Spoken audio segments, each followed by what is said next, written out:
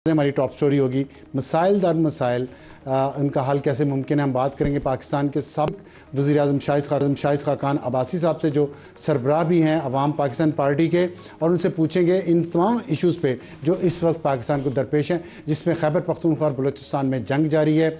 और इसके अलावा अमरीकी कांग्रेस में एक पाकिस्तान डेमोक्रेसी एक्ट पेश किया जा रहा है। अगर वो पास हो गया तो क्या उसके पाकिस्तान की सिविल और अस्करी क़यादत के ख़िलाफ़ क्या वीज़े बंद हो जाएंगे, सफ़र की पाबंदियाँ लगेंगी, तो उससे क्या होगा। और TTP जो ग्लोबल ख़तरा बन गया है इस वक्त, अमेरिका की 18 इंटेलिजेंस एजेंसीज ने यह कहा है कि TTP वाशिंगटन के लिए भी ख़तरा है, पूरी दुनिया के लिए भी ख़तरा है। और अफ़गानिस्तान और अमेरिका के डायरेक्ट ताल्लुकात भी इस्टेब्लिश हो चुके हैं, और जिसके नतीजे में हो सकता है अमेरिका बाग्राम एयर बेस पे वापस आ जाए। उसके वापस आने से इस खित्ते पे क्या असरात होंगे, और नवाज शरीफ का सियासत में क्या किरदार है, क्या होना चाहिए, इन तमाम मामलात पर शाहिद खाकान अब्बासी साहब मुसलसल बात करते हैं। लेकिन आज हम उनसे मज़ीद पूछेंगे, और साथ ये भी पूछेंगे कि दहशतगर्दी के ख़िलाफ़ जो जंग है उसमें सियासी क़यादत को क्या करना चाहिए, और जो आपस में सियासी जमातें अभी भी लड़ रही हैं उसका इलाज क्या। और हॉट इशू होगा आज का हमारा, PTI मौलाना फजल रहमान साहब को नाराज़ क्यों कर रही है। इस पर बात करेंगे शौकत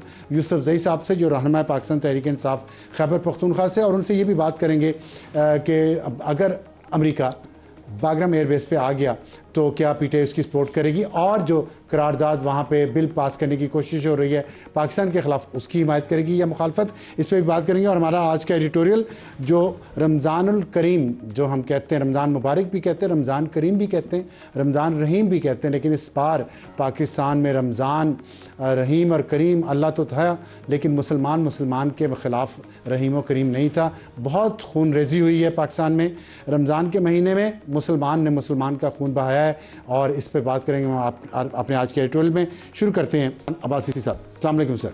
वालेकुम सलाम सर, पाकिस्तान के मसाइल बहुत ज़्यादा हैं, और ईद, कल पाकिस्तान में ईद भी है। ज़ाहिर है एक मुश्किल वक्त में पाकिस्तानी ईद का त्यौहार मनाएंगे। मैं आपसे, एक सियासी जमात के सरबराह भी हैं, लेकिन पाकिस्तान के साबिक़ वज़ीर-ए-आज़म भी आप रह चुके हैं, बहुत करीब से आपने इन मसाइल को देखा है, और जिनका कुछ कम मैंने जिक्र किया। तो अगर हम रीजनल इशू से शुरू कर लें, अमेरिका की अफ़गानिस्तान में जो डायरेक्ट अफ़गान तालिबान के साथ रब्ता हो गया है, और कुछ उनको पैसा भी मिलना शुरू हो गया है, उसका एक उन्होंने शहरी भी वापस किया है, बाग्राम एयर बेस अमेरिका वापस लेना चाह रहा है। आप क्या देख रहे हैं कि खित्ते में कोई नई सूरत हाल, कोई नई जंग, कोई नई सफराई हो रही है?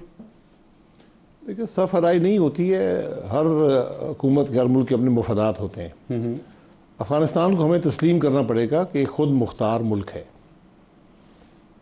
वो अपने अगर ताल्लुकात बढ़ाना चाहता है किसी दूसरे मुल्क के साथ, ही उनका फ़ैसला है। ठीक है, उसमें उनके क्या असरात हो सकते हैं, हम पे क्या असरात होने हैं। हम पे खैबर पख्तूनख्वा में जंग जारी है, बलूचिस्तान में जंग जारी है, और उसके डांडे अफ़गानिस्तान से मिलते हैं और इंडिया से मिलते हैं। वो जंग हमारे मुल्क के अंदर है, लेकिन उसको हमारे मुल्क के हालात हमारे अपने पैदा कर दें, हमने उनको खुद हल करना है। दोनों अलग अलग है ना, बलूचिस्तान में थोड़ी सिचुएशन मुख्तलिफ है, खैबर पख्तूनख्वा में मुख्तलिफ है, लेकिन जो दहशतगर्दी हो रही है, जो हमले हो रहे हैं, जो काइनेटिक वॉर है, उसकी सपोर्ट तो अफगानिस्तान और इंडिया से दोनों तरफ है। देखिए, दहशतगर्दी का मुकाबला भी आपने करना है। ठीक, हिंदुस्तान आपका दुश्मन है, हर मौका इस्तेमाल करेगा, अगर आपकी कमज़ोरी होगी उसको एक्सप्लॉइट करेगा, इसमें कोई दो राय नहीं है।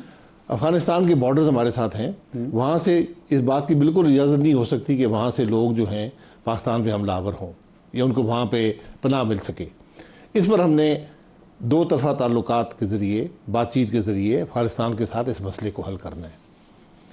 ये ज़रूरत है। वो तो सादिक खान साहब गए थे, और कुछ शायद ब्रेक थ्रू हुआ भी है, लेकिन ये लॉन्गर लास्टिंग नहीं होता। कुछ अर्सा हम देखते हैं बातचीत होती रहती है, अमन अमान होता है, फिर ऑपरेशन शुरू हो जाता है। ये हॉट एंड कोल्ड क्यों चलता है? देखिए, हॉट एंड कोल्ड अगर आप ये कहेंगे अफगानिस्तान की हुकूमत कर रही है, तो ये बात भी मुनासिब नहीं है। नहीं, मैं तो दोनों नहीं, मैं आपको नहीं कह रहा, अगर हम ये कहेंगे एज अ मुल्क, हमारी तरफ से भी यही है। अफगानिस्तान आपका हमसाया मुल्क है, आपके पास कोई चॉइस नहीं है। अमेरिका यहाँ आकर घर वापस जा सकता है, अफगानिस्तान भी यही और हम भी यही हैं। हमारे ताल्लुकात बेहतर होने चाहिए। वो क्यों बेहतर नहीं है, हमें इसका तज्जिया करना है। आपका ये कहना है कि आप खैबर पख्तूनख्वा और बलूचिस्तान में जो जंग हो रही है, उसका सबसे पहला स्टेप ये है कि हमारे अफगानिस्तान से ताल्लुकात बेहतर हों। दूसरा ये है कि लोकल जो पॉपुलेशन है उसको इत्मीनान में लिया जाए। सबसे पहले अपना घर दुरुस्त करें। जो आज खैबर पख्तूनख्वा में है या बलूचिस्तान में है, दीगर पाकिस्तान के इलाकों में है, ये हमारा अपना पैदा करदा है। ये हमारे अपने मसाइल हैं। इसको हार्ड स्टेट के तौर पे दूर करें, हल करें, या सॉफ्ट स्टेट, या दोनों? सर हार्ड स्टेट मुझे समझ नहीं आती। आप मुझे नहीं समझ आता। दुनिया का हर मुल्क अपना एक सॉफ्ट इमेज पैदा करना चाहता है। अच्छा। हम क्या हार्ड स्टेट बनना चाहते हैं? हम इस वक्त हार्ड स्टेट हैं। जिस मुल्क में इंसाफ ना हो, जिस मुल्क में मीडिया आज़ाद ना हो, बात करने की इजाज़त ना हो, जिस मुल्क में इलेक्शन मुतनाज़ा हो, जहाँ हुकूमतें गैर मुंतखब हो, वो हार्ड स्टेट होती है।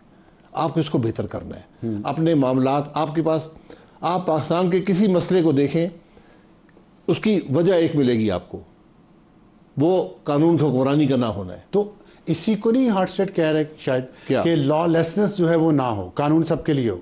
लॉलेसनेस पर हुकूमत ही खत्म करनी है ना। लॉलेसनेस क्या होती है? सख्ती से करेगी ना। अगर ट्रेन हाईजैक हो जाती है तो उसमें सख्ती तो। ट्रेन हाईजैक होती है, हमला करें, मुकाबला करें, उनको तबाह करें, ठीक।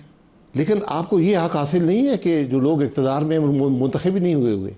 हार्ड स्टेट ये होती है जहाँ पर आपको कानून की परवाह ना हो, आप मुंतखब ना हुए, आप कुर्सी पर जाके बैठ जाएं, ये हार्ड स्टेट है। आप एक मीडिया को आज़ाद ना रख सकें, आप ह्यूमन राइट्स वायलेशंस, आप पूरी दुनिया, आप अपने नंबर देखें, आपकी जुडिशरी दुनिया के आखिरी 20 मुल्कों में पहुंच गई है जी। इंसाफ नहीं है मुल्क के अंदर। ये बुनियादी बातें, इनको समझें। कोई बात करो समझते कि हमारे खिलाफ बात है, आपके खिलाफ बात, मुल्क के हक में बात है। अच्छा, इस पर एक बात हो रही है कि तमाम सियासी बात अपोजिशन आपस में मिलना चाह रही है, लेकिन हम देख रहे हैं कि मौलाना फजल रहमान को साथ मिलाने की कोशिश हो रही है, लेकिन पीटीआई के कुछ लीडर उनके ख़िलाफ़ कोई ना कोई बयान दे देते हैं। ये सैबोटाज जो किया जा रहा है, ये डिलिब्रेट है या इसके पीछे कोई और लोग हैं? देखिए, क्या सारा इसको ज़रूरत नहीं है, लेकिन हकीकत ये है कि पीटीआई एक ऐसी जमात है जिसमें एक लीडर है और बाकी वर्कर हैं और अवाम है और वोटर है। बीच में कोई लीडरशिप नहीं है। ठीक। उनको अगर कोई लीडरशिप है भी, वो आर्जी है, वो रोज़ बदल जाती है। तो आप समझते हैं ये लेगलेस लीडर हैं जो दरमियान में हैं? उनका देखें, हर रोज़ उनका मौक़िफ़ कुछ और होता है।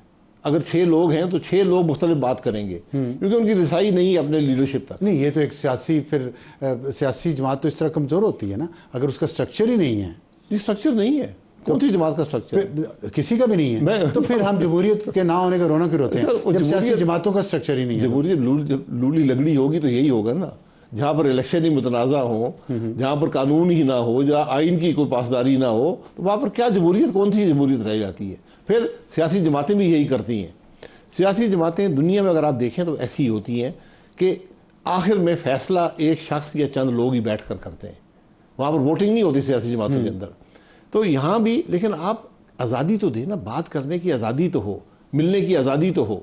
एक बड़ी जमात है, पॉलिटिकल पार्टी है, उसका लीडर जेल में है, भाई लोगों से मिलने दें, मुल्क का भला होगा, हुकूमत को कोई उससे ख़तरा नहीं है। अगर यहाँ पर अगर हुकूमत काम नहीं कर रही और अपोजिशन भी काम ना कर सके, वो भी डायरेक्शन लेस हो, तो फिर मुल्क कैसे चलेंगे? अच्छा, जो टीटीपी के बारे में मैंने अभी जिक्र किया कि अमेरिका की 18 इंटेलिजेंस एजेंसीज ने मुश्तरका जो रिपोर्ट दी है उसमें उन्होंने कहा कि टीटीपी ग्लोबल ख़तरा बन चुकी है और वाशिंगटन को भी इससे ख़तरा है। तो और जो अफ़गान तालिबान के साथ अमेरिका का जो डायरेक्ट राब्ते हुए हैं, आप समझते हैं कि, और अमेरिका ने पैसे भी देने शुरू कर दिए हैं अफ़गान तालिबान को, कि अफ़गान तालिबान हुकूमत दबाव में आएगी टीटीपी को कंट्रोल करने में, और क्या पाकिस्तान को इससे कुछ फ़ायदा होगा, फ़र्क होगा? देखिए, ये जो मामलात हैं टीटीपी के, ये आपने अफ़गानिस्तान की हुकूमत के साथ 2 तरफ़ा बातचीत के ज़रिए तय करने हैं। ये टीटीपी पहले भी यही थी, हम माजी भूल जाते हैं ना, और बड़ी शिद्दत, इससे बहुत ज़्यादा शिद्दत से थी। इससे ज़्यादा शिद्दत से नहीं थी, वो इससे बहुत ज़्यादा थी। मैं डिटेल में नहीं जाता, आपके सामने हमने जंग लड़ी है, हमने हज़ारों शहीद दिए हैं उस खराबी से ख़त्म करने के लिए। उस वक्त अफगानिस्तान में किसकी हुकूमत थी? बात तो ये है ना। अगर आज अमेरिका ये कह रहा है तो अच्छी बात है, अमेरिका करे इस मामले में, मदद करे, हमारी अफगानिस्तान की हुकूमत की मदद करे कि ये मामला ना हो। ये टेररिज्म सबकी जिम्मेदारी है। अच्छा, आपने कहा अमेरिका हमारी मदद करे। हमारी मदद इस लिहाज से, अगर वो समझते हैं कि ये खराबी है दुनिया के लिए, टेररिज्म दुनिया के लिए खराबी है। लेकिन बाद लोग समझते हैं कि बागराम एयरबेस पे अमेरिका वापस आ गया तो इससे रीजनल इंस्टेबिलिटी होगी, क्योंकि चाइनीज़ मफादात जो हैं और टीटीपी जो टारगेट कर रही है उनको, और बीएलए भी टारगेट कर रही है चीनियों को, वो उसमें ज़्यादा शिद्दत आ जाएगी। देखिए, वो अपना बैलेंस खुद पैदा करेंगे। ये अफगानिस्तान की अफगान हुकूमत मैं ये कह रहा हूँ वो अमरीकियों को रोक पाएंगे। आप दूसरे ममालिक के मामला तय नहीं कर सकते। नहीं, अगर उनकी वजह से हमारे यहाँ इंस्टेबिलिटी आती है, आपके यहाँ क्या इंस्टेबिलिटी आएगी? जो मैं बता रहा हूँ कि अगर मजीद हमले शुरू हो गए कोई अमेरिका के यहाँ आने से और चीनी शहरियों पे हुए, क्योंकि BLA ने तो डिक्लेयर किया हुआ है कि चीनी शहरी हमारे टारगेट हैं, फौजी टारगेट हैं। BLA इसलिए कर रही है कि पाकिस्तान को डिस्टेबलाइज करना चाहते हैं वहाँ पर उनके, जब और अमेरिका चीन को पीछे धकेलना चाह रहा है। जी, तो ये जब मुल्क के अंदर इंतशार होगा, ये आपके शहरी हैं जो BLA है, ये हथियार उठाकर पहाड़ में चले गए, आज मुल्क के खिलाफ कार्रवाई कर रहे हैं, इनका आपने मुकाबला करना है। उनकी जड़ तक भी पहुंचेंगे ये खराबी पैदा क्यों हुई है, इस बात को भी ज़रूर देखें ताकि इसको हम ख़त्म कर सकें। ये माशरे के अंदर एक खराबी पैदा हो गई है, एक नाइंसाफ़ी का अंसर यहाँ शामिल है। वो इसलिए जहाँ टारगेट कर रहे हैं, यानी वो समझते हैं कि इससे पाकिस्तान कमज़ोर होगा। जब भी ऐसा इंतशार होता है, जो हमारे दुश्मन होते हैं ख़ासतौर पर भारत, वो उसको इस्तेमाल करता है, वो उनको फंडिंग भी करेगा, इन्फिल्ट्रेट भी करेगा, हमारे खिलाफ कार्रवाइयाँ भी करवाएगा।